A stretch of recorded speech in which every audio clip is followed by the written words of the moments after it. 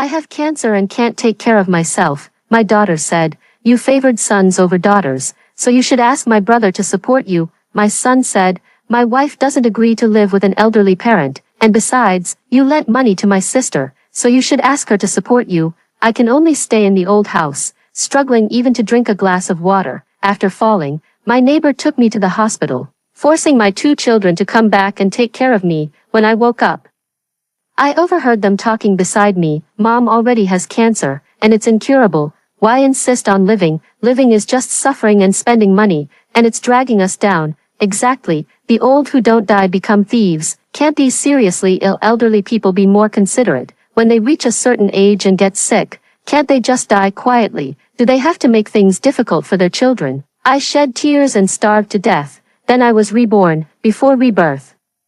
I had a very long dream. In the dream, I returned to a scene from my childhood. The neighbor has 2 dogs at home that fight and throw tantrums every day, making the neighbor miserable. He often complains to others, saying, "These 2 dogs I have are so ill-tempered." I said, "The dogs are quite cute, though." An elderly man sitting nearby smiled and asked, "Do you know why that person can't raise dogs properly?" I asked, "Why?" The old man said, "Because her home is too small. Each dog needs a certain amount of space. Once the space is too limited, the 2 dogs will inevitably fight over territory." I half understood. Oh, the old man continued, "Moreover, her income isn't high, and she's very frugal when buying dog food. Over time, the dogs will start fighting whenever they see something good. She doesn't have time to spend with the dogs because of work. Being cooped up in the house for long periods will drive them crazy. She can't take care of them properly. Feels very stressed, and the dogs will become anxious too. Everyone blames the dogs, but the root of the problem lies with the owner. With her limited resources, she could only afford to care for 1 dog, yet she insisted on keeping 2, ultimately making both the humans and the dogs unhappy. I was young at the time and ran to the neighbor who owned the dogs. I repeated the old man's words to her and asked, "Auntie, would you consider giving 1 to me?" The aunt fell silent for a long time before saying, "But both of these dogs are my treasures. I can't bear to part with either one." I froze, suddenly opening my eyes wide. I stood in the living room, while my long-deceased husband Tom sat silently on the sofa. Outside the window was a pitch-black night. After a long while, my husband raised his head and said, "Judy, must we divorce?" Still lost in the agony of our child wishing for my death, I ignored him. After exhausting all my efforts to raise 2 children, neither of them is willing to take care of me. They even said, elderly people with serious illnesses should just die quietly. Thinking of the years of hardship and the desolation in old age, my tears poured out uncontrollably. Seeing me cry, Tom panicked, knelt on the ground, and hugged my legs, saying, "Judy, can we not get divorced?" I was wrong. I swear I'll never go to prostitutes again. The sight of him made me furious. And I slapped him hard. "It's all your fault. Everything is your fault." Tom quickly apologized. Yes, it's all my fault." Staring at Tom's face, I was filled with intense hatred and overwhelming jealousy, because when Tom fell seriously ill at the age of 60, both of his children contributed money and effort to help him. Why is it that when it's my turn to have cancer, my children refuse to treat me and even wish for my early death? It's so unfair. I was clearly the one who gave more. So why do my children dislike me but adore their father, who bankrupted the family, was rarely home, and even visited prostitutes?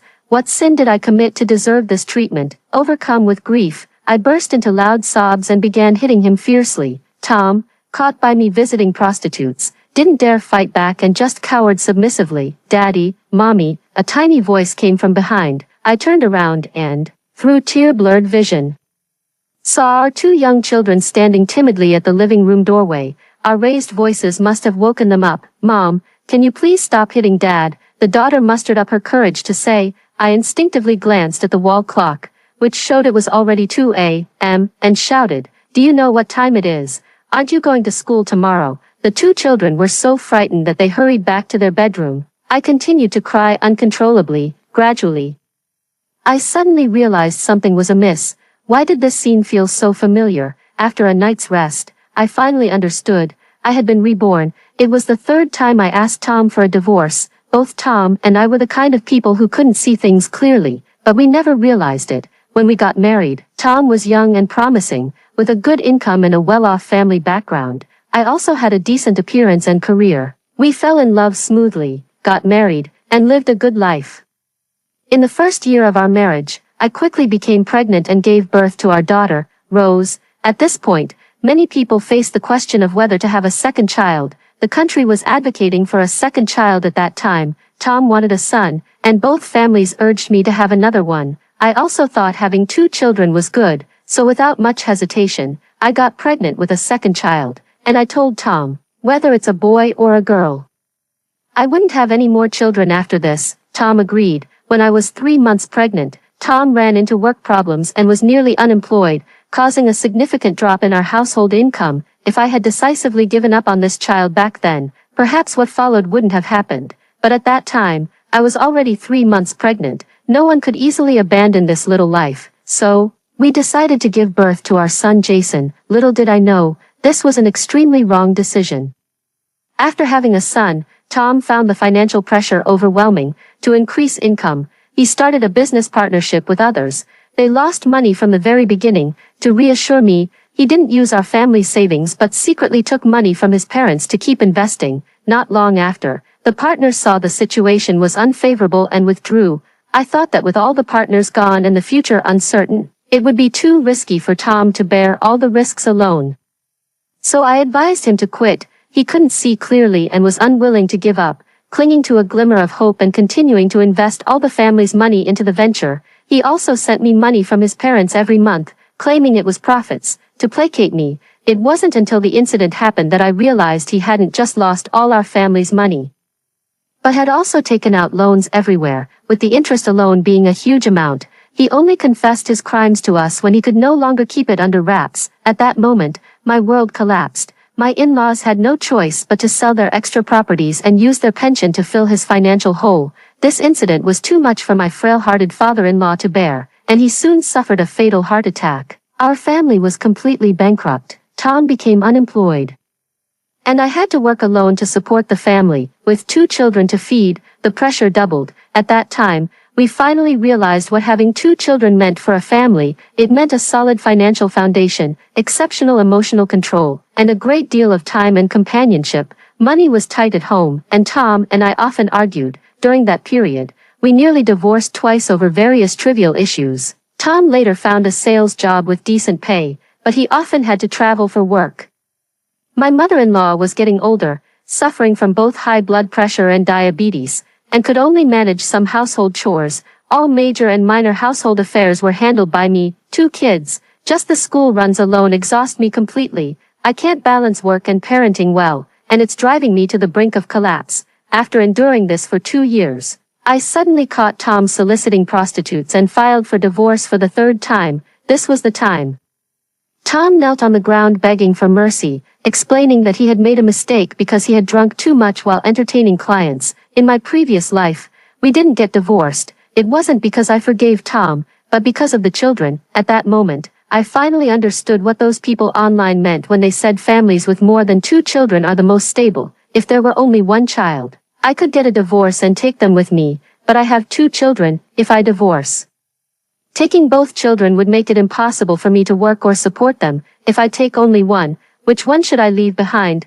I can't bear to part with either. If neither option is taken, and the child stays with the unreliable father, I can't rest easy. After much hesitation, I chose not to divorce. At least Tom earns money.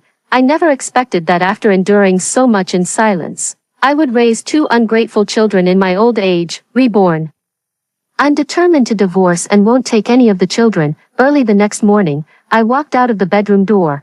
Tom slept on the sofa last night and left very early today. He's always like this. For decades, he was often away on business trips, sending home a fixed amount of money each month and occasionally spending time with the kids. The rest of the time, I was the one managing the household. Even though I worked 100 times harder than Tom, the kids preferred their dad over me. Those 2 ungrateful brats. Thinking of this makes my heart grow cold. My mother-in-law had already prepared breakfast and called out to me, "Judy, come eat." The 2 children saw me and cautiously said, "Mom." Seeing these 2 ungrateful brats made me angry. I pulled a long face and sat at the table without saying a word. There was only 1 bun left on the table. The son reached for it first, but the daughter swiftly snatched it away with her chopsticks. The son started shouting, "That's my bun." "My bun," the daughter said. "You've already eaten two. I've only had one. This one should be mine," the son said. "But you ate the spring roll." "I didn't eat the spring roll." The two children were making a fuss over a steamed bun. Early in the morning, my ears were almost numb from the noise. I frowned and called out to them, but they simply wouldn't listen. I glanced at the alarm clock. If I didn't hurry, I'd be late for school. Instantly, my temper flared up, already irritated with them. I slammed my chopsticks down and shouted, "What's all the fuss about? It's just a bun. Your sister already ate it, so what's there to argue about?" Feeling wronged, my son tearfully said, "But that bun was supposed to be mine." My mother-in-law couldn't stand the child crying and scolded my daughter, "You're the older sister. How can you fight with your brother over the bun? You had the spring roll, so you should let your brother have the bun." My daughter also cried. "But he ate the leftover banana last night. Today there are 4 buns. He got 2, so I should have 2 too." Still arguing, I roared, "1 bun each. Neither grandma nor I have eaten any. How can you have the nerve to fight? Hurry up and eat your meal." The child was frightened. Under my violent coercion, the child wiped away their tears and obediently ate, but clearly remained resentful. Watching this scene, I felt utterly exhausted. They were always fighting over things. Sometimes it's for a banana, sometimes for a steamed bun, sometimes for a toy. They live in one room, with bunk beds. They've argued several times over who gets the top bunk. When the son sleeps on top, he often jumps around, making his sister so angry that she comes to complain to me in the middle of the night. I'm already exhausted and have to work the next day, yet I still have to deal with their petty issues. The room is too small to fit 2 desks. So the 2 children share one slightly larger desk. The older sister drew a line down the middle. They've argued countless times over crossing that line. Normally I could still tolerate it, but in the morning when time is tight, I have to drop them off at kindergarten before heading to work. They never seem to understand how pressed for time I am. They often struggle to put on their clothes and shoes properly or fuss over trivial matters, making my anger flare up uncontrollably. I clearly tried my best to treat them equally, yet in the end, they all accuse me of favoritism. I'm truly exhausted. Thinking of this, I spoke coldly. "Rose, Jason." The 2 children quickly sat up straight. I said, "Your father and I are getting a divorce. I can't afford to raise you, so from now on, you'll be living with your dad." In the past, I was afraid of hurting the children and refused to mention the divorce. But now that I've been reborn, I can't be bothered to cater to the fragile feelings of these ungrateful wolves. My mother-in-law turned pale. "Judy, don't bring this up in front of the children." I slammed my chopsticks down. "Why can't we talk about it? They'll find out sooner or later anyway." My mother-in-law fell silent. The 2 children froze, then ran to me in tears, pleading, "Mom, we'll be good. Please don't get divorced." "Okay." Without hesitation, I pushed them away. "Why shouldn't I divorce? I've endured for years because of you. If it weren't for you, why would I have to put up with this? After all I've sacrificed, you show no gratitude. Ungrateful brats." The 2 children burst into loud sobs. I slammed the table hard. "What are you crying for? I haven't even cried yet." "What right do you have to cry?" The children were startled and quickly stifled their sobs. Looking at me timidly, seeing this scene, my heart suddenly ached terribly. My mother-in-law couldn't help but say, "Judy, could you stop always losing your temper with the child?" I was taken aback and even angrier. "What do you mean by always losing my temper? Have I ever lost my temper except for today?" My mother-in-law hesitated to speak further. After dinner, the children quickly went to put on their clothes and backpacks, waiting for me to take them to kindergarten. After the children left, my mother-in-law asked me, "Judy, why are you suddenly talking about divorce?" I scoffed. "You know exactly what your son has done. Tom will change. You know he's not that kind of person." "But he solicited prostitutes." My mother-in-law thought for a moment and said, "Judy, it was the client who forced him to go. He only made a mistake because he drank too much. Tom doesn't smoke or drink. He's polite, pays on time every month, and spends time with the kids when he's free. He's already more family-oriented than many men." I asked, "Paying on time every month makes him a good man. How much does he even pay?" My mother-in-law replied, "About 10,000 a month, which is enough. Many people don't even earn 10,000 a month." My anger flared up again. "Right, he does give me 10,000 a month, but the mortgage alone is nearly 5,000, with the rest, I have to raise 2 kids, manage everything at home. And sometimes he even asks me for money back. Mother-in-law remained silent. Mom, we're all packed. The 2 children came over and said, Mother-in-law then stopped discussing the divorce with me. I took the kids out. Still fuming, Tom did indeed hand over $10,000 every month and occasionally spent time with the children. In my past life, after I fought with him over the divorce, he stopped visiting prostitutes and often updated me on what he was doing when others mentioned him. It was as if he were such a great man, handing over most of his salary on time every month, frequently reporting to his wife, and spending time with the kids whenever he had the chance. It looks pretty good, and $10,000 is enough to support the family, but after deducting the mortgage, only $5,000 is left, and utilities and property fees are a huge expense. There are also the costs for 2 children. This is already enough to make the family struggle financially.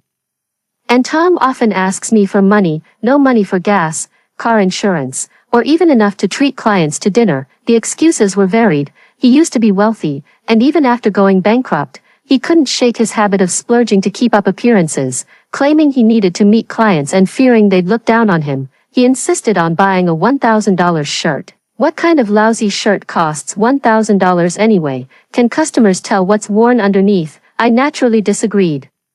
But Tom argued that sharp-eyed clients could discern the quality of a shirt, and if the outfit appeared cheap, no one would entrust business to him, and so on. After going bankrupt, we often quarreled over such matters. If I don't give him money, he'll take out online loans or max out his credit cards. He only tells me when he can't repay the debts. If he becomes a delinquent debtor, it will affect our children's education, so I have to take out money to pay off his debts.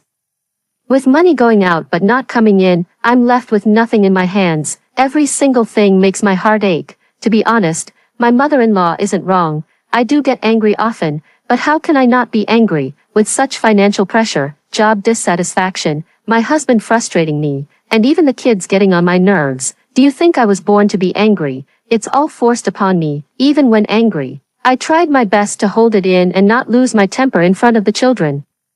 Yet the children still blamed me for having a bad temper. Fortunately, I was reborn, and I didn't want to live such days for even a single day longer. On the way out of the neighborhood, the 2 children followed me obediently, occasionally stealing glances at my expression. I used to chat with them, but today I ignored them all. Halfway there, I met an aunt walking 2 dogs. The 2 dogs were running around and barking wildly. She shouted in frustration, "Stop running," I casually greeted. Walking the dogs, the aunt complained, "Yes, these 2 dogs are so disobedient, always fighting, their temper is terrible." I instinctively said, "Then give one away." The aunt replied, "I can't bear to part with them." The familiar words left me frozen in place. The moment before my rebirth, I was dreaming of 2 dogs. At that time, I didn't realize anything. I was still immersed in grief and anger, filled with resentment toward my children, determined to divorce and leave them behind to live a carefree life. But now, recalling that dream again, it feels as if there's a hint of something more. The aunt said, "Actually, I know it's not the dog's fault. My place is small, and money is tight. 1 dog is enough. Keeping 2 is bound to cause problems. It was my own foolishness insisting on having 2. Sigh, maybe one day when I can't take it anymore, I'll have to give 1 away." I opened my mouth and asked, "Won't it be hard to let go?" The aunt replied, "If I had enough money, keeping 2 wouldn't be an issue, but with my current circumstances, forcing it would drive both me and the dogs crazy. I have to make a firm decision." Auntie left. My daughter tugged at my sleeve and asked cautiously, "Mommy?" I snapped out of my thoughts and silently took both children to kindergarten. After dropping them off, I didn't go to work but returned to the residential area instead, walking while thinking. My home is quite small, with 2 children sharing 1 room, making it very crowded. Due to financial constraints, I buy limited quantities, and the 2 children often fight over things. The pressure of life is immense, and I frequently feel anxious, easily losing my temper. Walking into the courtyard, the aunt was still struggling to walk the dog, looking utterly flustered. Seeing her, I felt like I was looking at myself. Suddenly, a thought struck me. Both children were quite well behaved when they were young. So how did they turn into ungrateful wretches? Did the heavens show me that dream and then remind me in reality to tell me that parents are the root of the problem? Did he want to tell me that I shouldn't have had 2 children? Was it because I had 2 children but didn't provide enough space? sufficient material comforts, or a stable emotional environment that turned them into ungrateful kids. Indeed, if I had only one child, everyone wouldn't have to struggle so much. But when I decided to have a second child, our family wasn't bankrupt.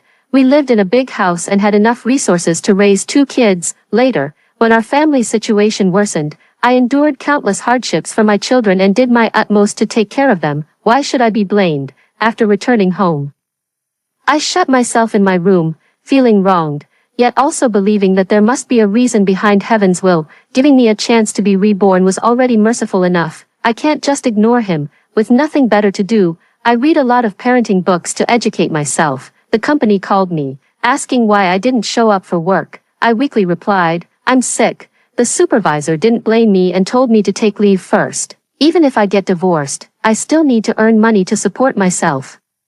This job is quite good, and I don't want to lose it, so I pulled myself together and filled out the leave application. At 6 in the evening, I was too tired to move and asked my mother-in-law to pick up the child. My mother-in-law paused for a moment. "Me," I said. "Yes, you go. From now on, you'll be the one to pick them up and drop them off. Rose and Jason's tutoring classes are cancelled." My mother-in-law asked, "Why cancel the classes?" I replied coldly, "Don't you have any idea how much your son earns? You said he gave me $10,000, implying it was generous and enough, as if I were embezzling the money. Well, then let's cancel the tutoring classes. We'll cut back where we can, and I'm sure it'll be enough from now on." An awkward expression flashed across my mother-in-law's face, but she didn't argue. She just went downstairs to the kindergarten. I need to pick up and drop off the kids. So I found a kindergarten that allows late pickups. However, the children must attend after-school tutoring classes offered by the kindergarten after 4 p.m., which costs an extra $600 per month. For 2 kids, that's $1,200. Tom gave me $10,000, with $5,000 going to the mortgage and over $3,600 for the kindergarten each month. Just these 2 things alone ate up most of the money, and the remaining living expenses and miscellaneous fees all relied on my salary. Hee.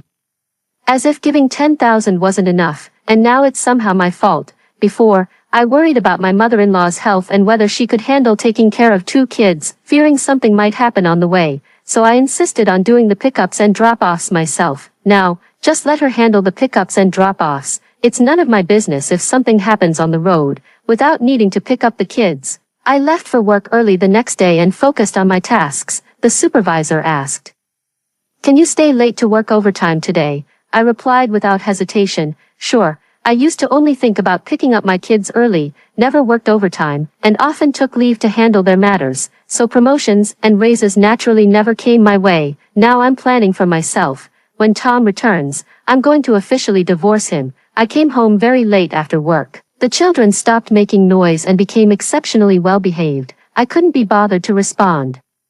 Yet they grew even more fearful. Yes, fearful indeed, but I clearly didn't do anything, didn't scold anyone. During the meal, the children didn't touch the dishes. I glanced over. "Why aren't you eating?" they asked. "Mom, can we eat?" I was taken aback and frowned. "Did I ever stop you from eating?" They shook their heads, picked up their chopsticks to grab some food, while sneaking glances at my expression. Suddenly, I recalled similar situations from my past life. The children were afraid of me.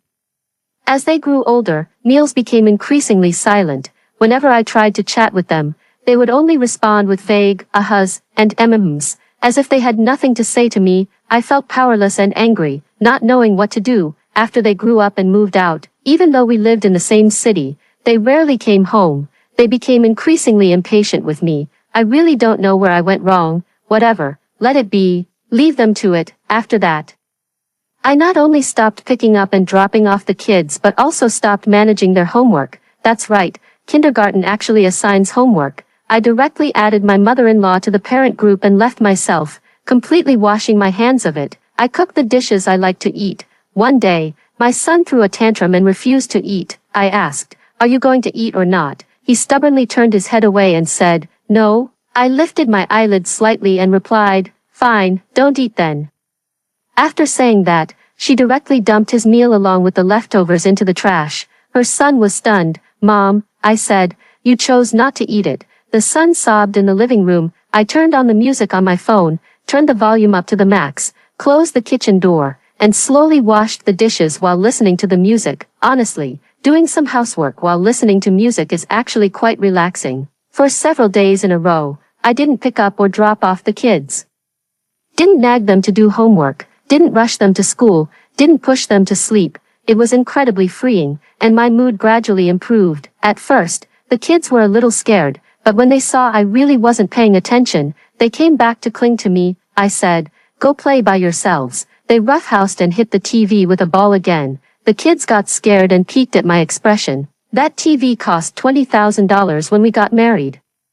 Seeing them hit it would have made my past self feel heartbroken and furious. I don't consider this place home now, so I can't be bothered with them. Seeing that I didn't intervene, they let loose and played wildly. My daughter is about to start elementary school and has matured a bit. She came over, hugged me, and said, "Mommy, I love you." I was stunned. She actually said she loves me. I remember in my past life, my daughter said she loved me when she was very young. After that, she never said it again. I asked, "Why the sudden sentimentality?" My daughter replied, "Because Mommy has become better." I sneered, "So just because I haven't been on your case lately, you think I've improved? You like this?" My daughter nodded. "Yes." My son chimed in, "Yes." I laughed coldly to myself. They really are just clueless kids after all. If adults don't take care of anything, your hard days are yet to come. We all like it when Mom doesn't get angry. My daughter said innocently. I took a deep breath. "Is that so? So you prefer me like this?" My daughter asked with a smile. "Mom, have you been in a good mood lately?" I replied. "Why do you think so?" She said, "You hardly ever lose your temper anymore." I paused and asked, "Did I used to lose my temper often?" My daughter said, "Yes, you often do this." Her face darkened, a deep frown forming between her brows. Her lips downturned. My son also mimicked my glare, and like this. The two little ones imitating adults' angry expressions was quite comical. I couldn't help but laugh. But the laughter quickly faded. A vague thought surfaced in my mind. I thought that by controlling my temper as much as possible and not scolding the children, they wouldn't know I was angry, but my expression had been making them feel oppressed and afraid. I asked, "So you're afraid of me?" The two children exchanged glances for a moment before nodding cautiously. The son said, "Mom and Dad often argue, and Mom even hits Dad. It's so scary." I defended myself. "That's because Dad did something wrong, and we always waited until you were asleep to argue. We didn't want to scare you," the daughter said. "But we could hear you every time you fought. We heard you yelling at Dad many times." I remained silent. Every time Tom and I argue, it's true that my voice is louder, but it's always Tom who's in the wrong. I asked, "In your eyes, is Mom bullying Dad?" Both children nodded. My heart ached, and I couldn't help but laugh, though the laughter soon turned into tears. No wonder, in my past life, the two children adored their father, supporting him in his old age and illness. But when it came to me, they didn't even bother to visit, let alone care. They even wished for my death. In their eyes, their father was the one who contributed so much money to the family every month, spent time playing with them, made them happy, and had a decent temper. Such a good father, yet he was often bullied by Mom. Mom was always losing her temper, wearing a gloomy face, and constantly controlling them. It was truly annoying. I desperately wiped away my tears, trying not to cry, but my voice couldn't help rising. "Then do you know why I hit Dad?" The two children once again showed timid expressions.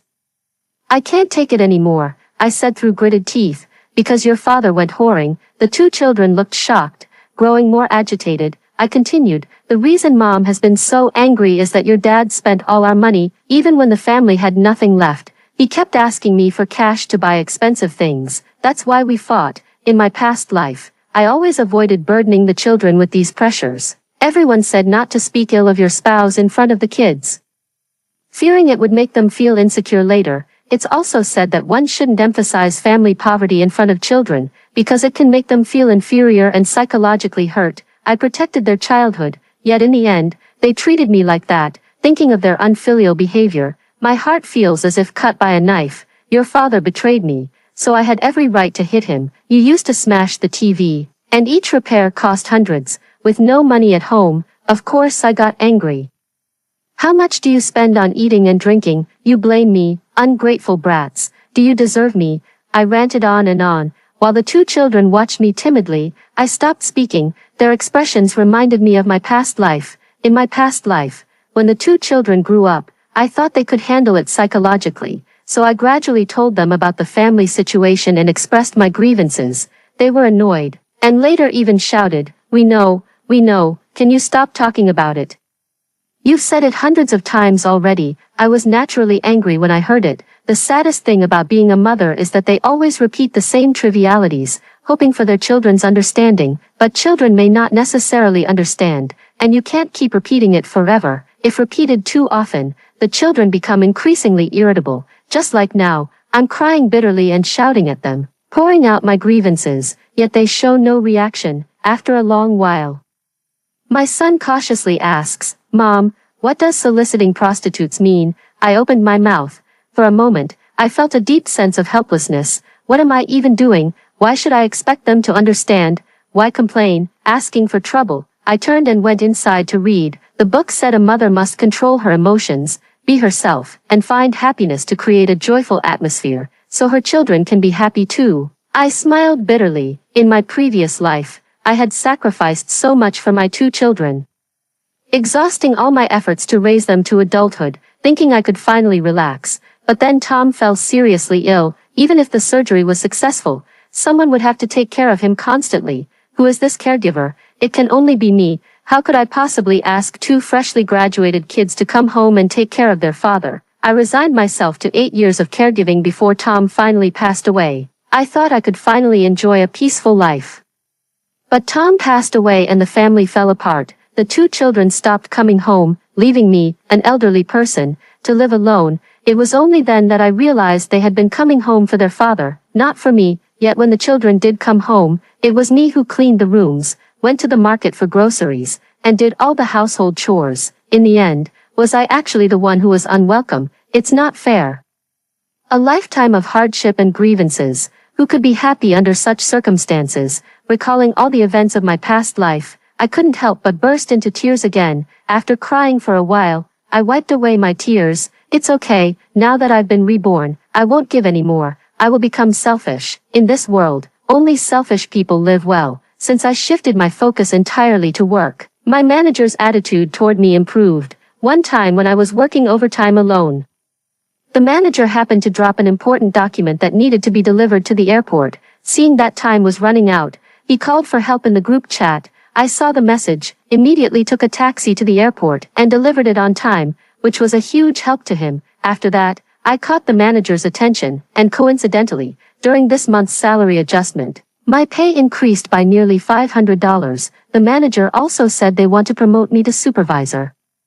I think this is a lie because the supervisor is doing just fine. How could I get promoted? Yet unexpectedly, the opportunity for promotion came quickly. On Wednesday, an elderly woman suddenly rushed into the office, shouting, "What's wrong with your company? You keep making my daughter work overtime, never letting her rest. She can't even get married because of it." Everyone was stunned. The supervisor rushed over to pull her. "Mom, what are you doing?" The old lady ignored him, shouting loudly to see the manager. Finally, the supervisor begged her in tears, "Mom, stop making a scene.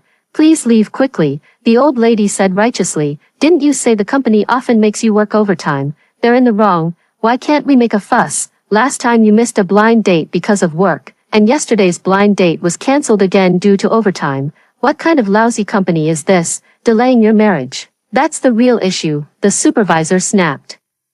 "What marriage? I want to work, not get married." The old lady also flared up. "How can work be more important than marriage? Do you know how old you are? 35. At 35 and still not married, don't you know women can barely have children after 35? The supervisor retorted stubbornly. "Then I won't have children." The old woman, "Not having children, who will take care of you when you're old? You're fine living alone now, but what will you do when you're older? If you get dementia, your money gets stolen, and you die in some corner, who will know? Do you really think your company will take care of you? Dream on. They exploit you, and they won't even let you keep working overtime." The supervisor couldn't hold her back. The old woman stormed into the manager's office, causing a huge scene, and even threatened to report them to the labor bureau. The supervisor broke down crying in the office and had to pull her away with all their might. After this incident, colleagues whispered about it among themselves. Someone said, "If she's still not married at 35, Her mother must be really anxious. It's understandable that she came to the company to make a scene today, someone else said, no matter what. You can't make such a big fuss. Where does that leave your daughter's dignity? Even if the parents' intentions are good, their approach is wrong. I was stunned. Suddenly, I remembered the arguments I had with my daughter in my past life. Back then, she fell for an unreliable man, and I was so worried that I forced her to break up with him. That time, I had a very unpleasant argument with my daughter. I believed I wasn't wrong and fought with her fiercely. After graduation, my son wanted to try his luck in Beijing, Shanghai, or Guangzhou. A friend of mine happened to have an opportunity at their workplace. The unit was excellent, and I thought it was a rare chance, so I forced my son to come home and join the unit. That time, I also argued with my son for a long time. Later, my daughter's ex-boyfriend ended up in jail for committing a crime, and my daughter narrowly escaped disaster. My son returned home, got a job at a company, earned a high salary, and even became a leader. I thought my decisions were brilliant and often told my two children, see, listening to mom doesn't let you down. Each time, the two children would nod and agree, then fall silent. Now, seeing everything the supervisor's mother did, I suddenly realized, perhaps my harsh actions back then had hurt my children. Even if the intention is good, would it still hurt the children? Not long after the supervisor resigned, on her last day, I specifically invited her to dinner. She was surprised for a moment, then gladly accepted. After having a few drinks, the supervisor started talking more. You still have time to treat me to dinner, aren't you picking up your child? I said, no need. She said, Judy, when I leave, you should be the one to take over as supervisor. I said, that can't be, right? She said, actually, the company originally planned to promote you. Your performance was excellent, and your work abilities were strong. But because you had to take care of your children, you refused overtime and often took leave, so they chose me instead. For a moment, I was at a loss, unable to describe the feeling in my heart. I had sacrificed so much to take care of my two children. The supervisor said, now that I'm leaving, with your outstanding performance and seniority, the company will definitely promote you. She rambled on about many things, then inevitably brought up her mother. Why does she always treat me like this? The supervisor suddenly burst into tears. Every time she forces her way into interfering with my decisions. I'm not a child anymore. I'm 35 years old. I hate her. I really hate her. She always says other people in society will bully me, but in this life, the one who often bullies me and makes me cry is her. I'm quitting my job and moving to another city, never coming back. She told her story while drinking. Her father was irresponsible, never home, and didn't earn money. She grew up in an environment full of arguments. Later, her mother finally divorced her father and took her away, raising her with great hardship. She was grateful in her heart, but her mother was very controlling, often making her feel wronged. Listening to this, I felt very heavy-hearted. It was clear that the supervisor was in great pain. She had long planned to move to another city, far away from her mother, yet, thoughts of her mother's kindness kept making her hesitate. Her mother often emotionally manipulated her, saying she had sacrificed so much for her, and that leaving would make her an ungrateful child. She also interfered with her friendships and pressured her into arranged marriages. One thing after another left her breathless, and after her mother's scene at the company this time, she made the final decision to leave for good. Listening to the supervisor talk about her family matters, the more I heard, the more familiar it felt. When she calmed down, I tried to persuade her, your mother has actually had a hard time, both when she was with your father and after the divorce. When she couldn't control her emotions, her pain could only be vented on her closest daughter. But she loves you, the supervisor retorted. Pain and grievances are no excuse for hurting a child. A single sentence struck like a bolt from the blue. I froze. The supervisor said, she has suffered and knows how painful it is, so why inflict that pain on me?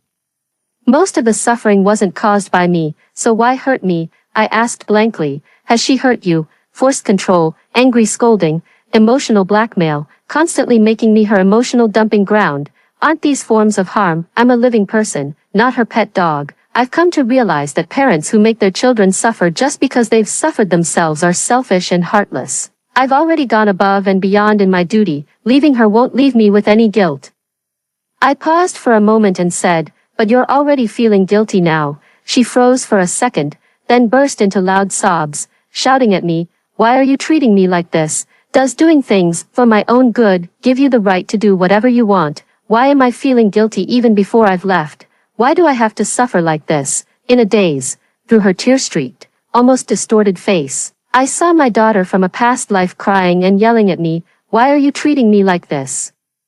I'm not hung up on my ex anymore. I just don't want to get married right now. Please, can you stop bothering me? What's wrong with not being married by 30? And I also saw my son's pleading face. Mom, can you please stop? I know more about work than you do. Can you stop forcing your way into my business? What was I thinking at that time? I was thinking, after enduring so much suffering and giving so much for you all, with everything I did paving the way for you, why would you oppose me?"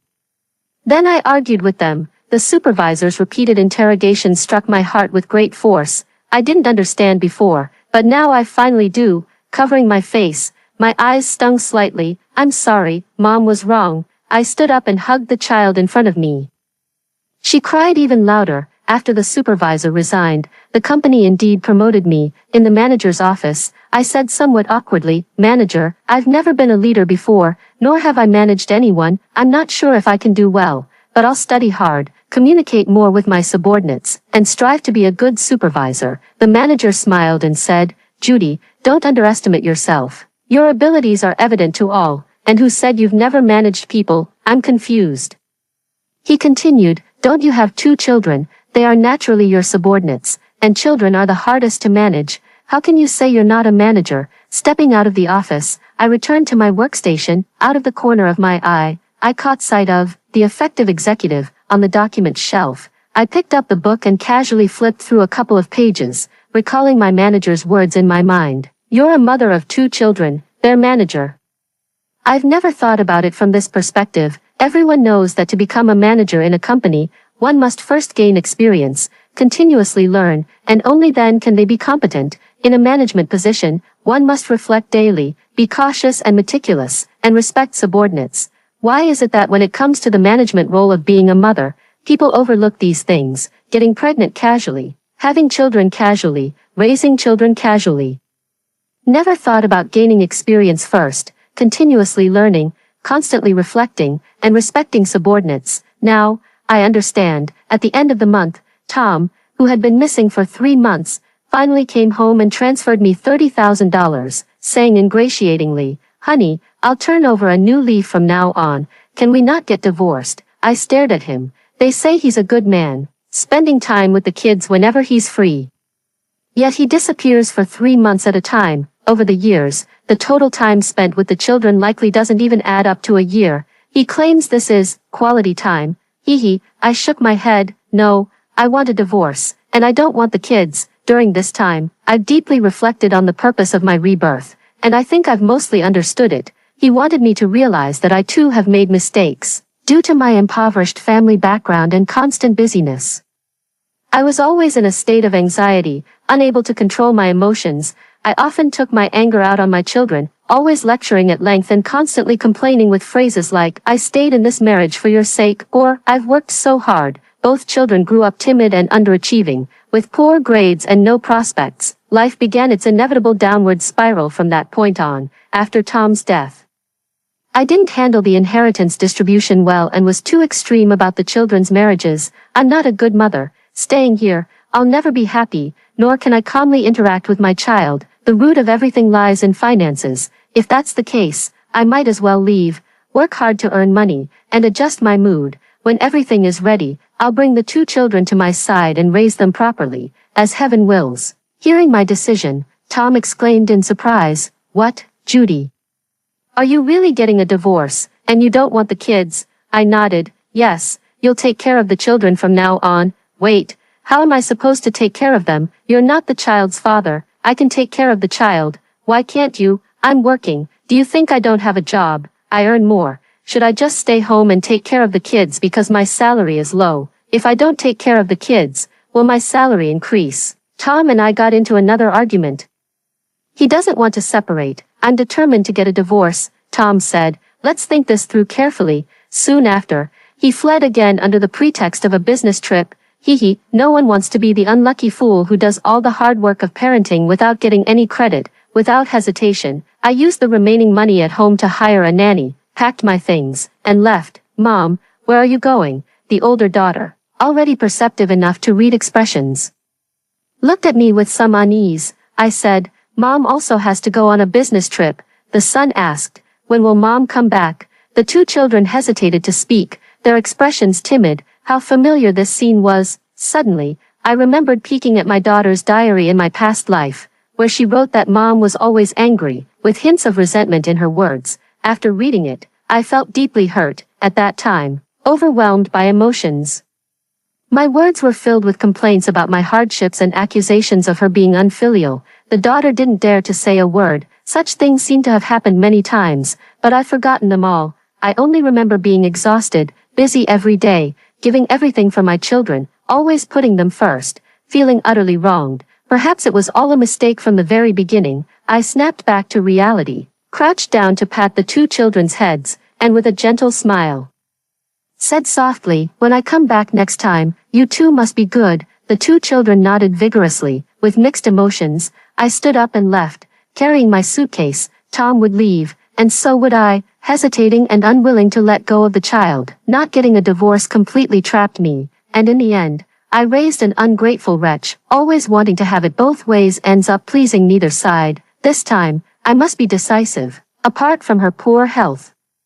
My mother-in-law is quite reliable and wouldn't mistreat the child staying with her wouldn't be a big problem. The moment I stepped out of the house, I turned back to look at the familiar building, feeling a mix of emotions. I quickly turned my head away and left resolutely. After that, I rented a place, worked diligently, and studied hard to become a manager. After work, I would find time to read and search online for confessions from children who resent their parents. The more I saw, the more I became aware of my own issues. Yet, I still felt wronged in my heart. After all I've given, all the hardships I've endured, and truly having the children's best interests at heart, could it be that just because of a few mistakes, they would come to despise me so deeply? Under a post complaining about a mother's excessive need for control, someone replied like this: "You're asking too much of your mom. From the moment you were born, you demanded to be fed by her every 2 hours. Constantly needed her to hold you, and cried whenever she was out of sight. You trained your mom like a dog, making her focus on you and care for you every single moment. You trained your mom like this for over a decade, forming habits and making her devote herself entirely to you. Then, when you grew up, you suddenly told her to back off and stop interfering. Do you really think she can adjust to that immediately?" The original poster replied, "There was never anything sudden. During pregnancy, the child and mother are one, but from the moment of birth, separation is inevitable. A child indeed can't do without their mother when young, but as they grow, they no longer need feeding every 2 hours or all-night care. In kindergarten, children spend long hours away from their mothers daily. As they develop self-awareness, they start rejecting their parents' arrangements, step by step.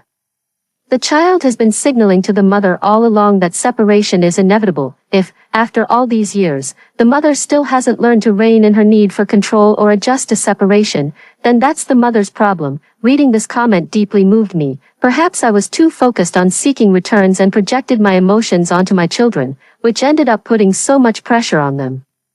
It wasn't that my children couldn't live without me, it was me who couldn't live without them. Having the ability to make yourself happy and focusing on yourself is the right way to be a mother, because the children are always moving outward, leaving, and don't want someone to put a rein on them. Mom learned to focus on herself, to find her own happiness, which means letting go of the reins and allowing the children to leave. At this moment, I understood the meaning conveyed in that parenting book from back then. After that, I worked hard and achieved outstanding performance. During this time, Tom noticed that I truly wasn't taking care of the children and approached me several times. Each time, I firmly said, "Divorce." Sacrificing for the sake of the children only harmed myself and them in the end.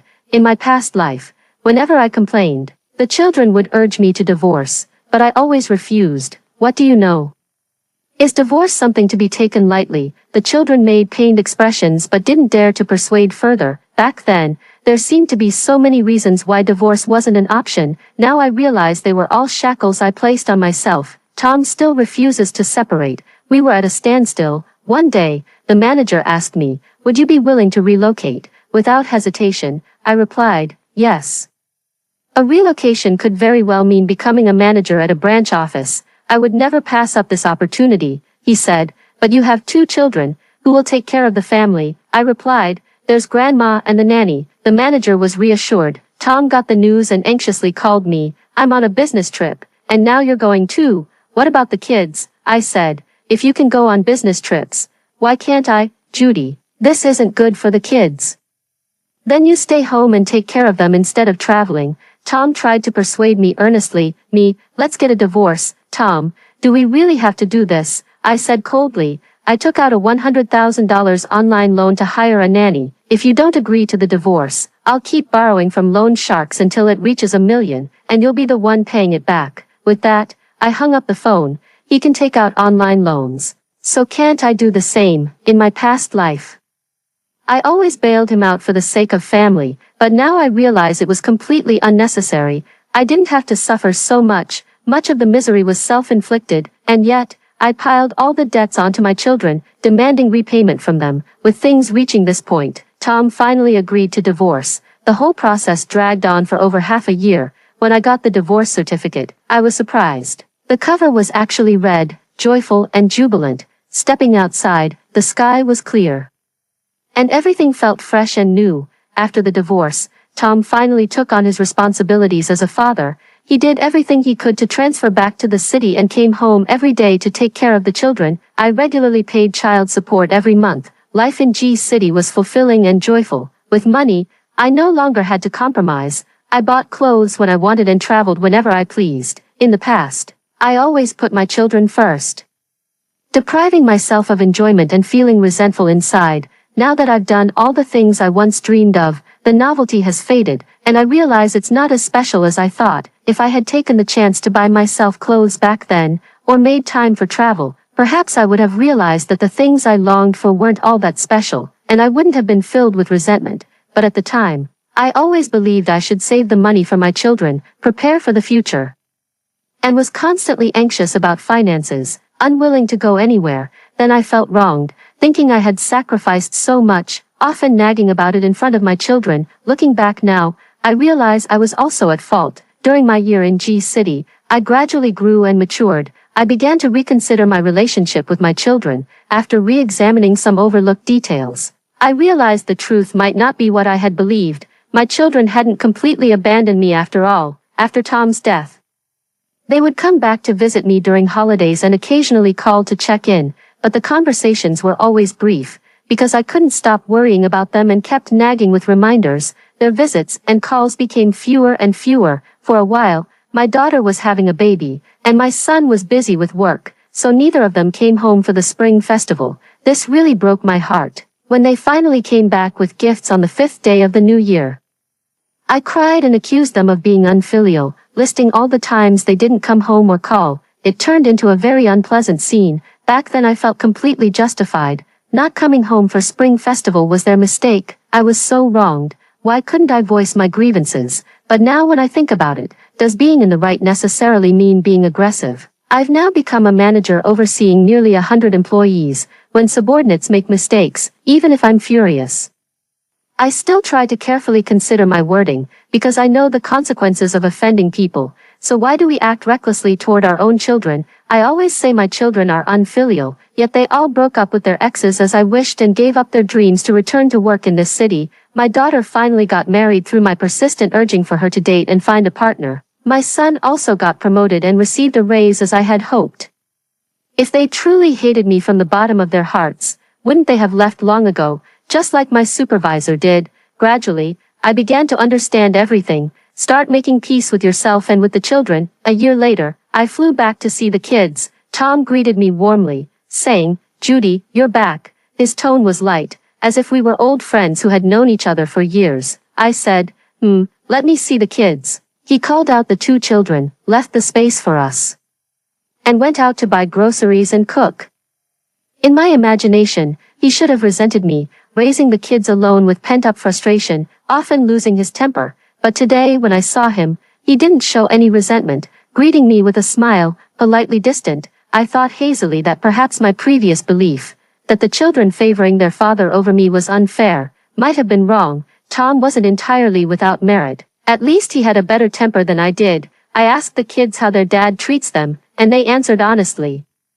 Tom is quite rough in raising the kids. When he's frustrated, He yells at them and has even spanked their bottoms. I couldn't help but laugh when I heard that. It turns out his good temper was genuine, but it had its limits. Indeed, anyone managing 2 kids would get irritable. As for his rough parenting style, in the past I would have been angry, but now I can't be bothered to say anything. Anyway, it's not my problem. He can do whatever he wants. I took the kids out for a day of fun. Mommy, I love you so much. On the way home in the evening, my daughter kissed my cheek. Mommy, can you stay? The son was reluctant to part. After a moment of silence, I said, Mom has to work, but I'll come to see you often from now on. When the holidays come, I'll take you to G City to play. Okay, the 2 children answered in unison. On the way, I asked about their studies, and the 2 children suddenly became uneasy. I smiled and said, it's okay if you don't do well in your studies.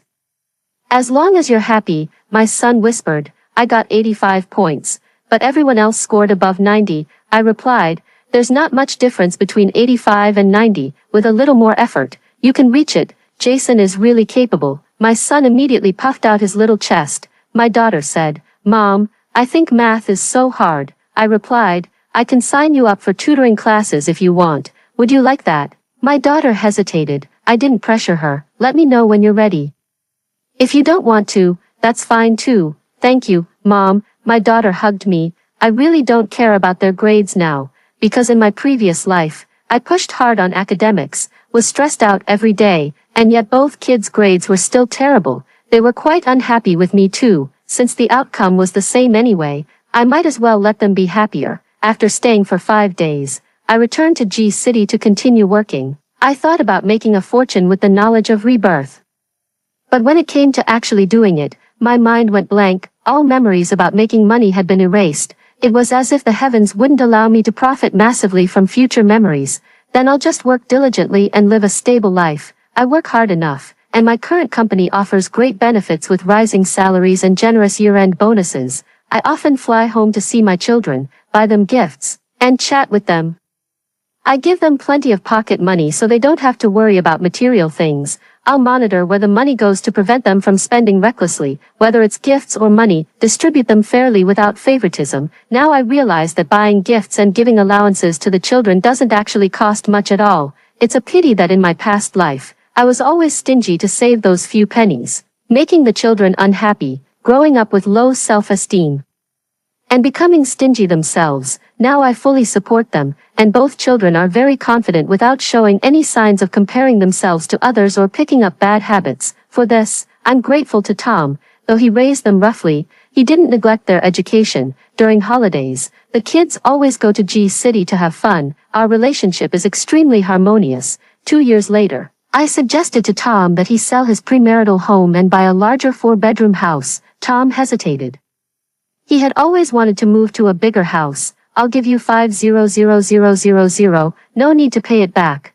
But on one condition, the house must be registered under both children's names. I paid for it but didn't live there, letting them live in it instead. This kind of good thing. Tom agreed on the spot. After buying the house, I told the children. They were all very grateful. They finally had their own rooms. I didn't pressure them about their studies, yet their grades turned out better than in my previous life. Especially my daughter, who often ranks first in exams. She is extremely anxious about maintaining her top position. I, in turn, advise her to relax. Like me in my previous life, she is trapped in the mental prison she has built for herself, firmly believing that not getting into a prestigious school will lead to a terrible future. After working hard but failing the exam, she broke down in tears, feeling utterly wronged. I tried to comfort her. It's okay if you're not the top scorer or don't get into a top-tier university. With your grades, you can at least make it to a decent college. She snapped back. You don't understand at all, so stop giving unsolicited advice. Okay, I wasn't the least bit angry or hurt by my daughter's outburst, because I realized that many people speak out of emotion, not truth. It's not about being unfilial. I stood up and hugged her. It's okay if you don't get into a good school.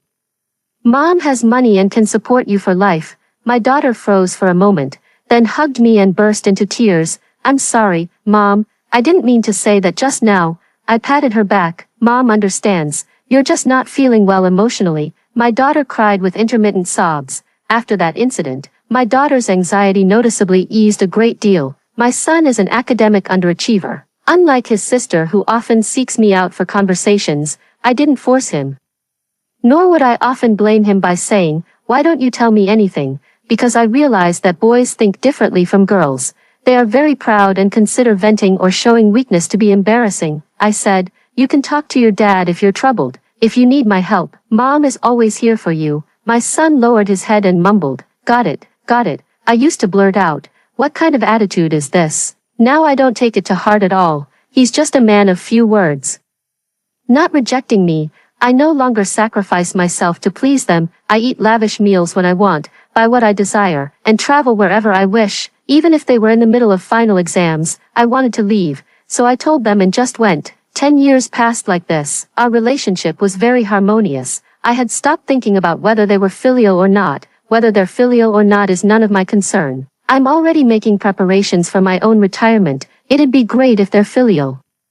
But if not, so be it. I won't ask them like I did in my past life. Has Mom been good to you? Will you look down on me when I grow old? Back then, I'd be overjoyed just hearing them say they wouldn't. They ignore me, and it breaks my heart. I won't be sad for long anymore when they don't call or visit. I won't wait for them to show up every day.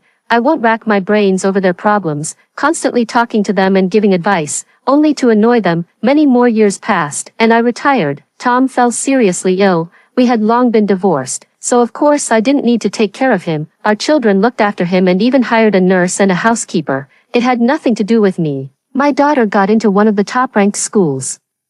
Stayed in the big city after graduating with a master's degree, earned a very high income, and even fell in love with and settled down with an equally outstanding senior from her program. My son also went to work in a big city and was still unmarried at 32. I didn't pressure him. Not being prepared to enter marriage and having children in a muddled way ultimately harms both the adults and the children. He doesn't want to get married, which shows he's not ready.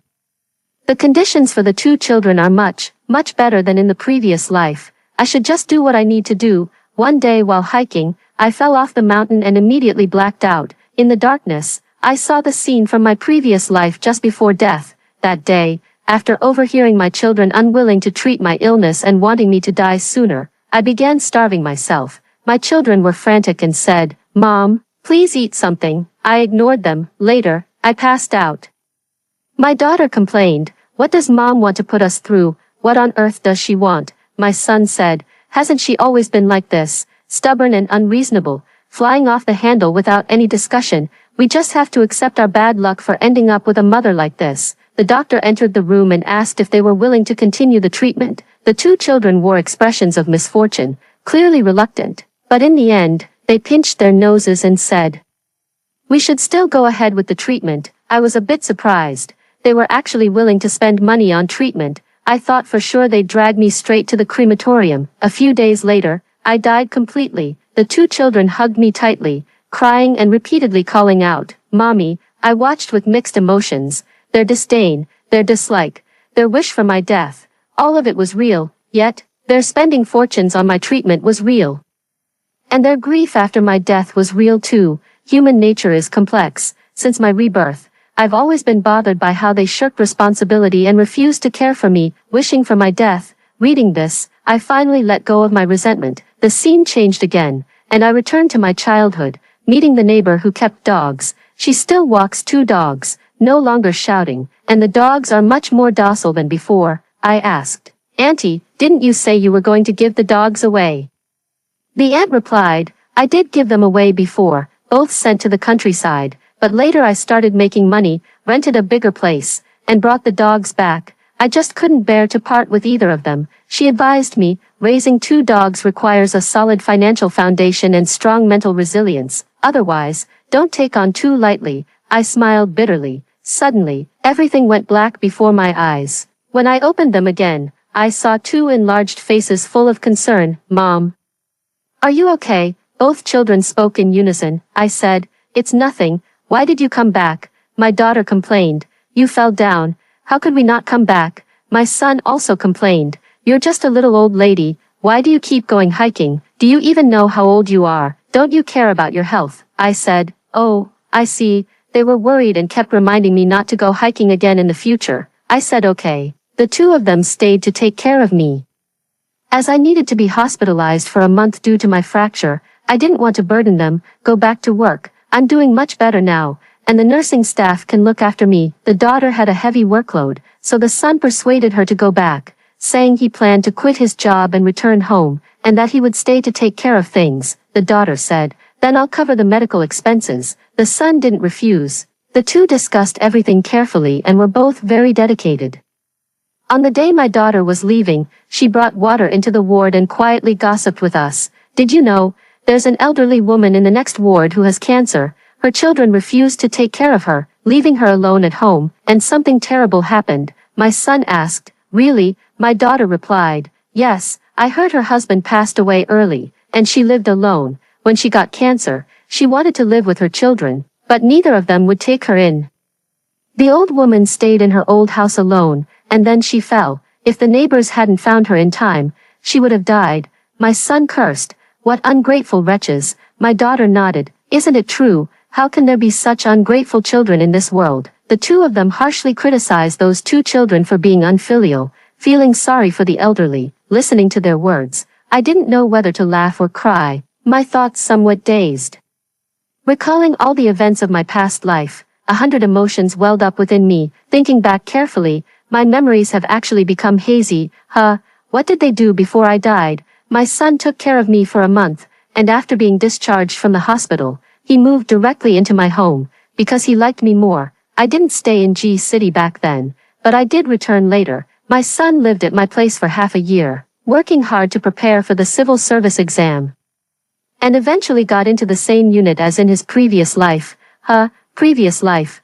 What previous life? I carefully pondered, but couldn't remember anything at all. My son has been staying in my house all along, occasionally spending some time at his father's place, saying he's not married and doesn't want to waste money on renting a place, nor does he want to buy a house. My daughter flies back during holidays, bringing my grandson along with her. The child is utterly adorable. I really like it. But I'm a bit reluctant to part with the child. After my daughter returned home, she called me every day to let me see my grandson. I was so happy I couldn't stop smiling. Occasionally in my dreams, I vaguely remember that my children were unfilial and wronged me, waking up feeling baffled. Both children have always been so filial. Why would I have such a dream? Many more years passed. Tom had long since died, and I, now frail with age, was admitted to the hospital. Occasionally regaining consciousness, I heard my children softly crying. I opened my eyes. "Why are you crying?" The two children had red eyes. "Mom, please don't leave us." "Okay, if you go, we'll be motherless children," I said, at your age still needing a mom. How embarrassing. The two children started crying again. "Don't cry.